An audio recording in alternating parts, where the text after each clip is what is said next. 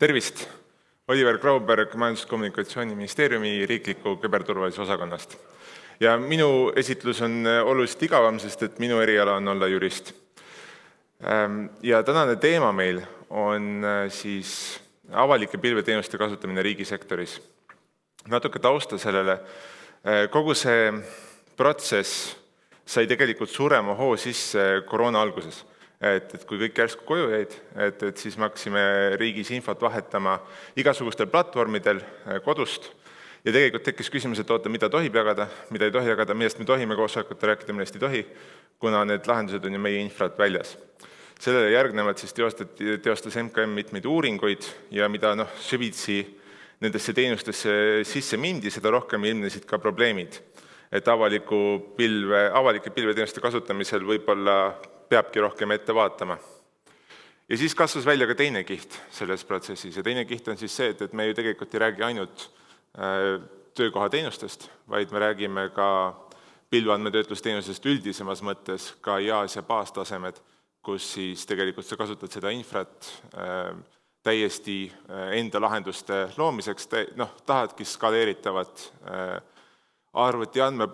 skaleeritavaid servereid, mida saaksid kasutada vastavalt vajadusele. Ja kõige selle keskmel siis sai selgeks, et tegelikult meil on vaja selgemat raamistikku selleks, et me saaksime üle minna vähemalt asutustes kindlama tundega avalike pilveteenuste kasutamisele. Nüüd selle tänase teema peamine punkt on niinimetatud pilvemäärus, mis on midagi, mida me oleme loonud alates oktoobrist ja mille erinevaid versioone te paljud kindlasti näinud olete ja mida me tegelikult arutanud oleme. Kuid enne, kui me saame rääkida sellest, mis on need muutused, peaksime me korraks rääkima ka sellest, siis, mis on praegune hetkeolukord. Ja praegune hetkeolukord on tegelikult asutuste juhtimistasemel see, et väga ei tea. Et on asutusi, kes võtavad rangemad seisukohad, näiteks tulenevad iskest, ja teevad iskele ka rangemaid tõlgendusi ja ütlevad, et paljusid asju ei saagi, enamik asju ei saa kasutada, sest et iskest tulevad mõned krüpteerimisnõuded või nii edasi, S1 tase pluss ja nii edasi. Ja mõned siis võtavad leebemaid tõlgendusi, ei leia neid iske nõudeid üles või satuvad teistsugustesse tõlgendustesse ja ütlevad, et saavad küll kasutada. Ja siis on paljud, kes tegelikult tunnistavad, et ei tea ja sellepärast kardavad kasutada. Ja see on see hetkeolukord, kus see raamistik selgelt puudub. Nüüd, tänase peateema on küll pilvemäärus, kuid selle taustal käib ka iske väljavahetamine EITS-i vastu. Ja uues olukorras ongi siis tegelikult kaks mootorit, mis koos töötavad, EITS, mis annab oluliselt selgemad piirjooned siis pilveteenuste kasutamisel, kui seda tegi iske, ja siis täiendavalt pilvemäärus, mis siis annab regulatiivse raamistiku asutustele, mida nad peaksid tegema organisatoorselt, selleks, et nad saaksid avalikke pilveteenuseid kasutada. Nüüd, kuna ma olen jurist, siis see EITS plus pilvemäärus on tšekk, tegelikult ei ole päris tõene. Tegelikult on tõene järgmine slaid. Ehk siis on asjad, mida see kõik ei lahenda. Et see, et EITS plus pilvemäärus tähendab, et saab pilve minna, ei ole lihtsalt jah, ei väide. See on ikkagi teatud tingimuste täitmisel, mida pilvemäärus ise sätestab. Ja teine asi on see, et on asju, mida Eesti Vabariik ei saa iseseisvalt reguleerida, see on peamiselt Euroopa Liidu õigus. Ehk siis, kui hallid alad tulenevad GDPR-i tõlgendustest, kas isikuandmeid võib saata Ameerikasse, kas see teenus saadab isikuandmeid Ameerikasse, siis need on küsimused, mida tegelikult seadusandlus Eestis lahendada ei saa, küll aga me saame pakkuda oma tõlgendusi sinna. Lihtsalt see tärn on hästi oluline, et kui te arvate, et see lahendab ära näiteks GDPR-i, siis vastus on ei, GDPR on iga isikuandmetöötleja enda vastutusalas seda lahendada. Nii, aga räägime täpsemalt pilvemäärusest, mis see raamistik on. Kõigepealt, kellele see rakendub?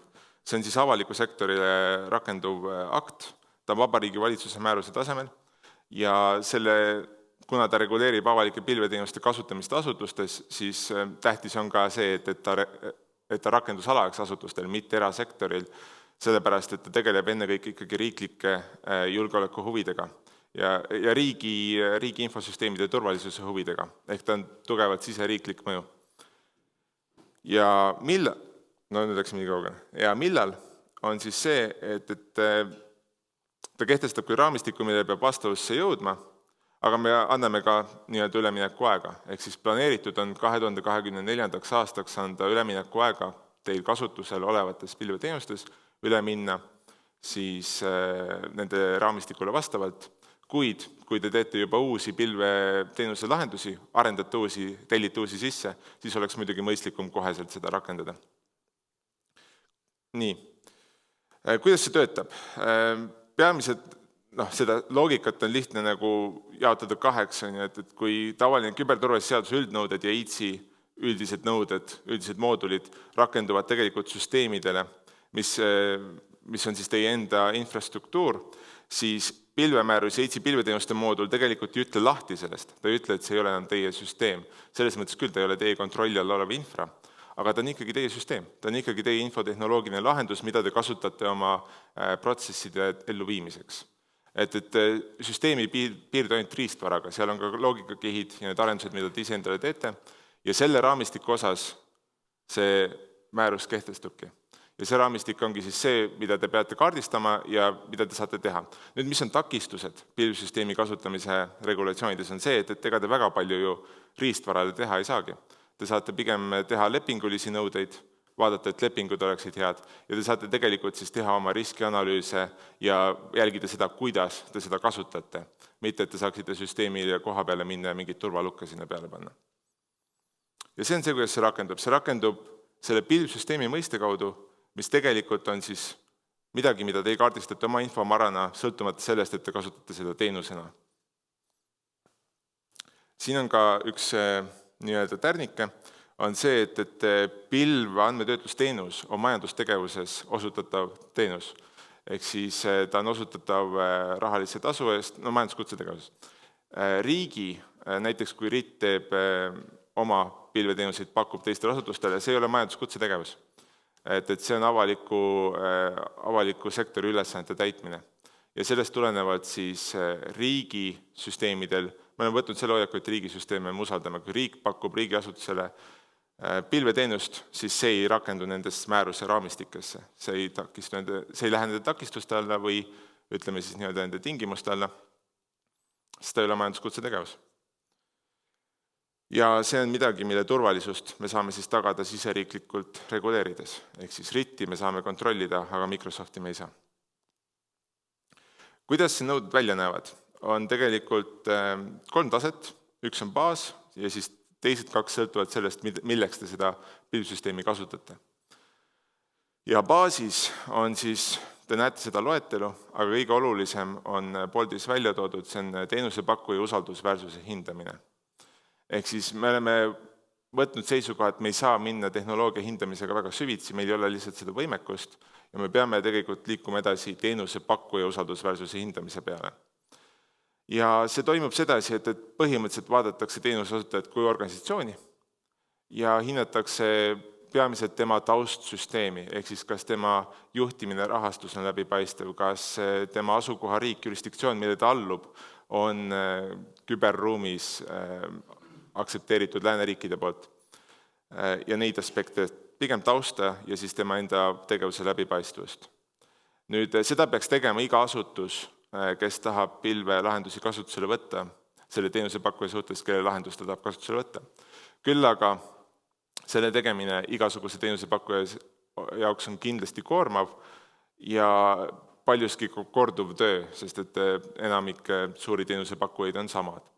Seega on ette nähtud ka võimalus keskselt teha whitelist, ehk siis nii-öelda loetelu teenusepakkujatest, kelle suhtes ei pea seda riskihindamist läbi viima ja selle whitelisti saamise eelduseks on siis riiklikult keskselt läbitud riskianalüüs. Ehk siis riiklikult on see tunnustatud sobivaks teenusepakkujaks ja sinna whitelisti ta läheb.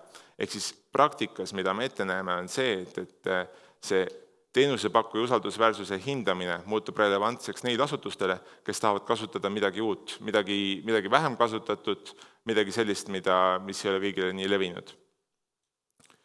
Ja siis on seal täiendavad tingimused, milleni ma praegu siin hetkel ajapuuduse tõttu võib-olla liiga süvitsi ei läheks. Võib-olla peamine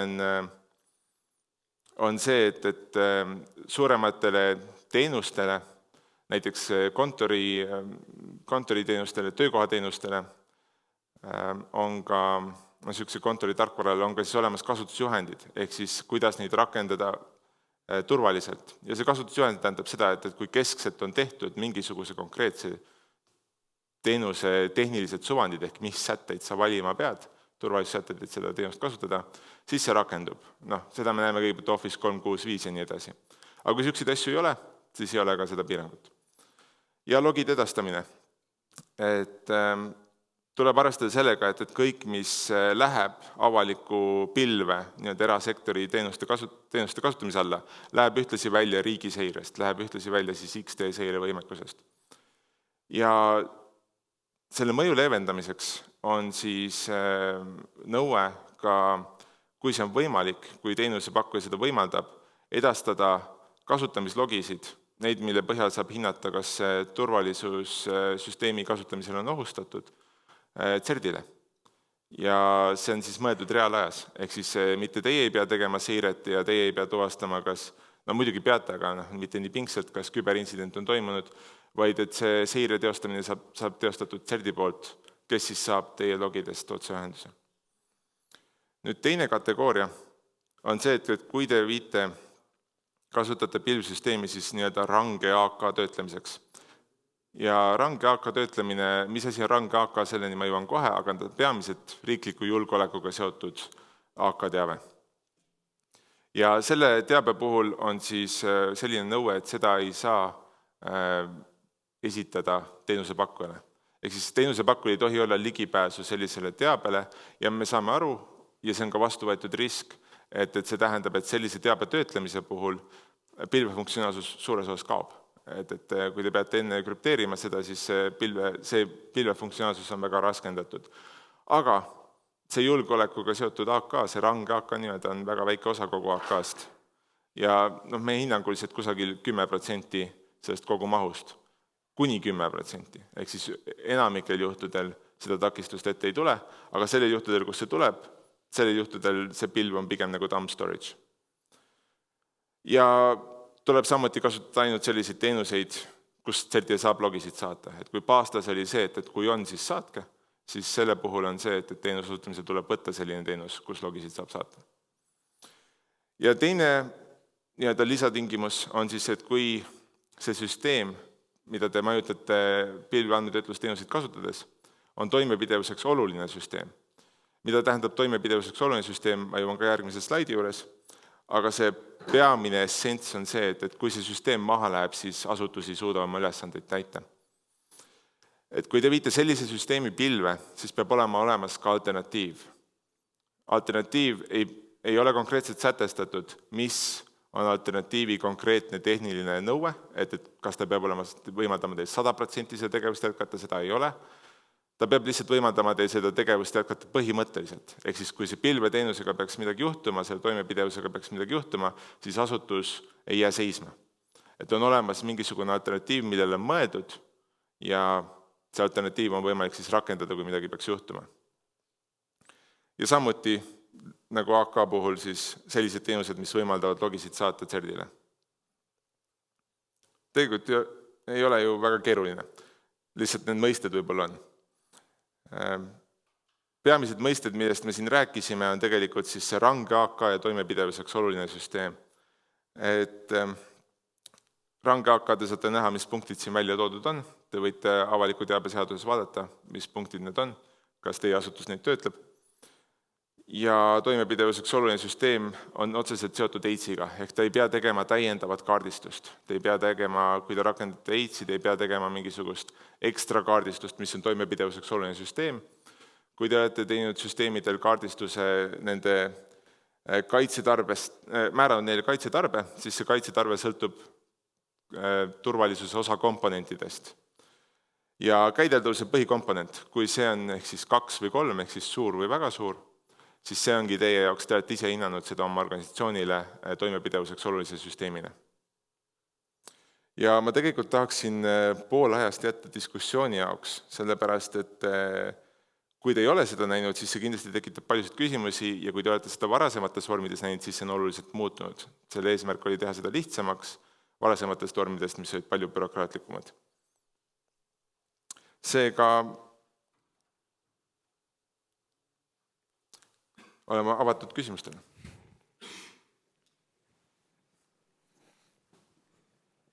No, ma vaatasin eelmist slaidi. Miks see selle punkti 10 ei ole, kui see teabe tehnoloogiliste lahenduste kohta? See tegelikult see on ka nii-öelda range AK võiks olla.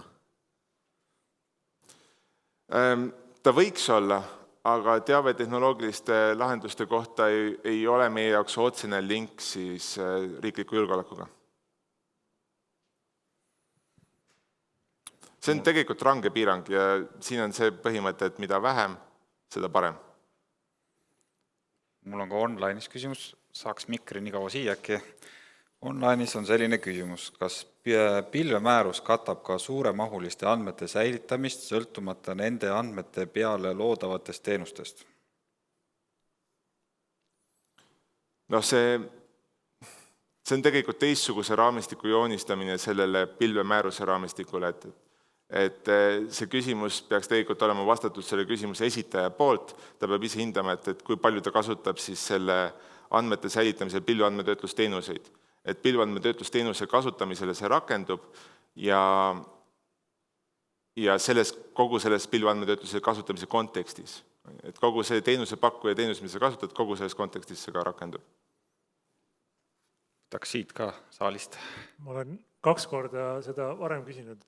Täna on see 3 on see põhiteema, et jälle me teeme selle 2 AK-d, siis meil on piiratud, et kas te nüüd olete analüüsinud ka seda, et äkki see range AK ja piiratud kokku panna, et mis seis sellega on?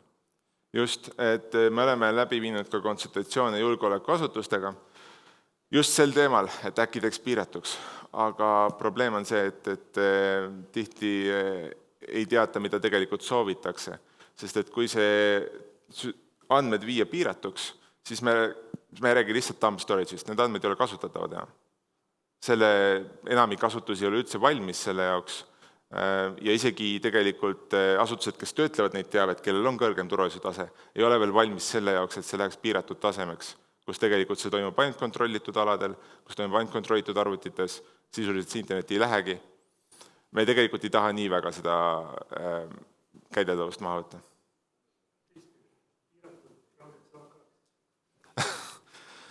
No selleks tuleb saada pigem nõusolek teistelt isikutelt kui minult. Teen seda tõmbelukusüsteemi, võtan ühe online'is ja siis annan uuesti saali. Et siin on väga praktiline küsimus, kuidas pilvemääruse eelnõuga saab tutvuda? Selles mõttes, et väga hea küsimus, et pealmiselt on plaanis selle kvartali jooksul see viia kooskõlastamisele ja siis see on avalik. Siis saavad kõik sellega tutvuda koos selle selgituskirjaga. Selle kooskõlastamine, ma räägin ka sellest protseduurist, see on koos plaanitud minema koos EITS-i enda kehtestamise määrusega. Eks ta on üks peatükk sellest, ma lihtsalt tõin ta siin praegu eraldi välja. Nüüd, kui keegi ei jõua nagu selleni oodata või tahaks anda tagasisidet, siis on mul meil siin olemas, millele saab kirjutada, et ma saaksin seda teiega jagada. Ma lihtsalt ei taha seda jagada lihtsalt niisama mingitele listidele laiali saata, sest et siis see ei ole väärtuslik. Siis sellest ei tule mingit tagasisidet, siis see hakkab levima ja kui need asjad uuenevad, siis inimestele jäävad vanad versioonid. Et selles eesmärgil, kui te tõesti tahate, siis küsige, aga siis olge valmis ka tagasisidet andma. Väga hea. Nii, palun. Ja, ma küsin selle kohta, et praegune olukord ei ole päris küsimärk, ma väidan, et on olemas siiski RIA poolt aastal 2018 koostatud avalike pilvede kasutamise juhend. Mulle see juhend ei meeldinud, sellepärast et riigi pilv oli seal käsitletud avaliku pilvena. Aga miks mulle see juhend meeldib, on see, et seal on üks pilt sees, mis on väga selge. Et seal on võimalik selgelt vahele tõmmata joon, et kui su andmekogu on S3 tasemel, siis seda ära pilve pane. Kui ta on S2 tasemel, siis rakenduvad sellised reeglid. Et mu küsimus on siis see, et kas te plaanite teha ka mingi sarnase nagu arusaadava ikkagi juhendi, eriti kui ta oleks sellise pildina, et minul andmekogu omanikuna oleks lihtne nagu aru saada, et mis ma nüüd tegema pean. Jah, 2 teemat sees, alustas viimasest, jah, muidugi rakendamiseks abiminevad juhendid, abiks olevad juhendid on kindlasti plaanis ka luua ja see on koostöös siis RIA-ga, kes samuti on see, kes töötleb välja neid tehnilisi suvandite optsioone, mida ma varem tutvustasin levinutama tarkvarateenuste kasutamise puhul ning lühidalt öeldes jah, juhendid on tulemas. Aga teine teema on ka see, et sellel avalike pilveteenuste kasutamise juhendil ta ei ole õigusliku mõjuga dokument. Ta esitab siis RIA käsitluse sellest süsteemist, mis on tegelikult see, mida peaks järgima siis, kui asutus ise ei tee analüüse. Aga kui asutus tahab mingit süsteemi kasutada ja palkab juristid analüüsimaks, et mis need juriidilised nõuded on, siis see teema läheb hägusemaks. Nii, võtan siis vahepeal ka online'ist. Kiitus, kes te viitsite kirjutada. Üks küsimus on, kas nimetatud whitelist on juba mõnel pilveteenuse pakkuja? Mis on protsess, plaan, ajakava selle koostamiseks? Väga hea küsimus, ei ole. Sellepärast on seal ka 2024, see on pooleldi teie jaoks, pooleldi meie jaoks. Näen seal tagapool kätt.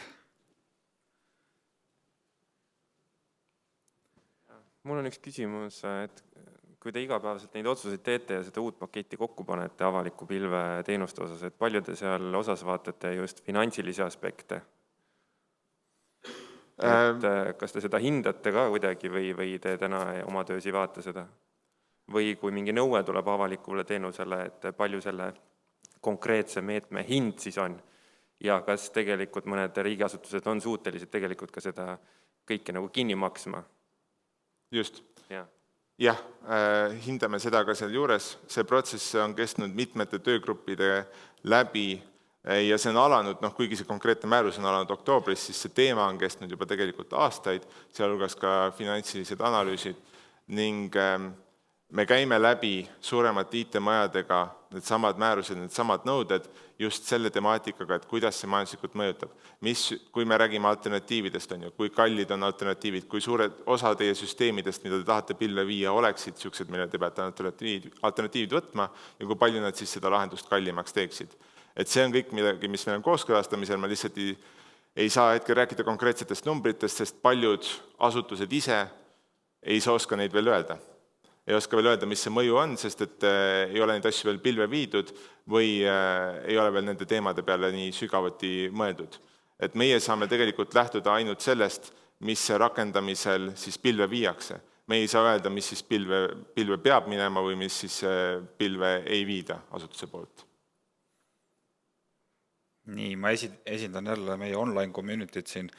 Mis motiveeriks pilve kasutama K2, K3 taseme süsteemide puhul, kui nagunii vaja ehitada alternatiivi lahendus pilve katkestuse puhul?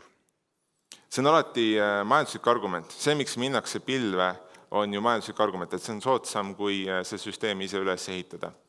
Nüüd see alternatiiv on midagi, mille peale peab mõtlema, aga see alternatiiv võib olla oluliselt odavam ja see ei pea olema asi, mida te kogu aeg käigus hoiate.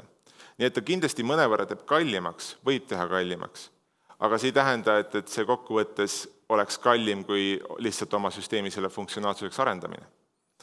Et majanduslikult on ikkagi võimalik võita, me lihtsalt seda majanduslikku võitu võtame natukene madalamaks, sellepärast, et tagada asutuse toimimine.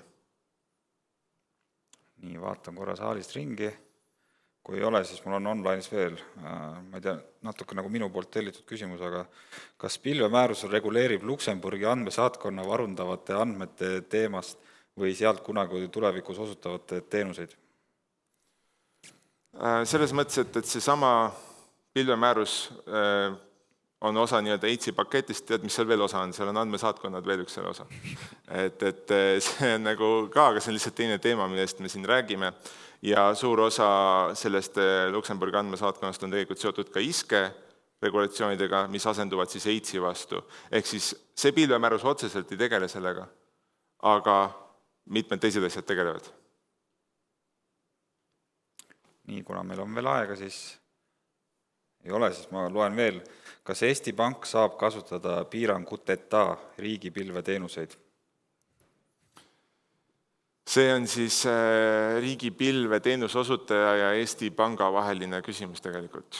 Aga see, et riigiasutus seda pilveteenust pakub, see tähendab seda, et see pilvemäärus täiendavaid siis tingimusi sinna ei pane. See küll aga ei tähenda, et ei Eesti Pank ega ka seda teenust pakkuv riik oleks kuidagi vabastatud muudest küberturvalisuse nõuetest, mida nad järgima peavad.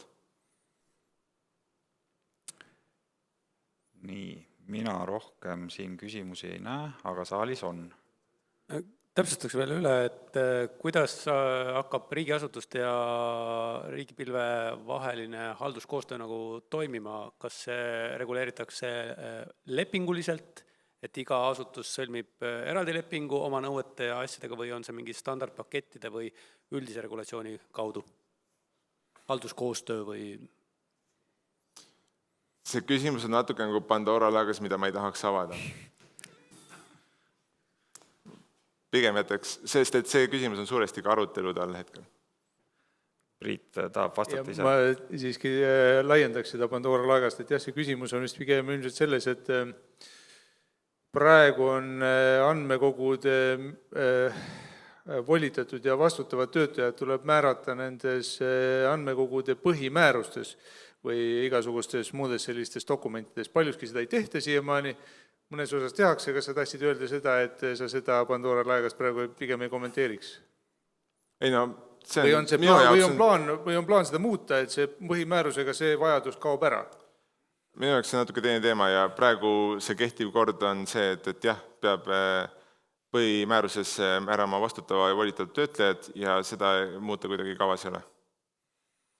Sa ütled seda, et kõik riigi andmekogud peavad enda volitatud töötlejaks määrama RIT-i, kes on majutatud kesksel taristul. Hetkel ei ole kellelgi kohustust RIT-iga liituda selles andmekogude majutamises, aga kui see teema tuleb poliitiliste kokkulepete tasemel ja kui see tuleb valitsusalasse, siis valitsusala saab need põhimäärused ümber ka muuta. Vastavad. Ehk siis tegelikult iga andmekogu on mingisuguse valitsusala andmekogu ja see valitsusala on kontroll siis nende põhimääruste üle, mida ta saab vastavalt ka muuta. Ühesõnaga, kui migreeritakse terve MKM, siis MKM peab kõigi oma andmekogude põhimäärused ümber muutma? Jah, selleks, et see volitatud töötleja täiendada küll, jah. Soovitaks seda üle vaadata, seda plaani. See ei tundu loogiline, aga okei, minu arvamus.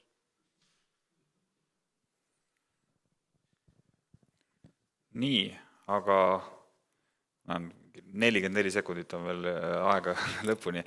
Et teeme Oliverile suure aplausi. Aitäh!